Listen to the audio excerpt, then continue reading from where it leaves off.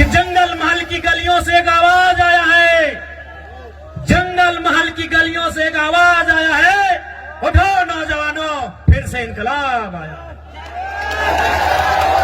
कोयलांचल वालों को, लोहांचल वालों को कहने के लिए झारखंड मिला, हालांकि अधिकार वहां भी उनको नहीं है। आज भी वहां उनको मजदूरी के लिए तरसना पड़ता है।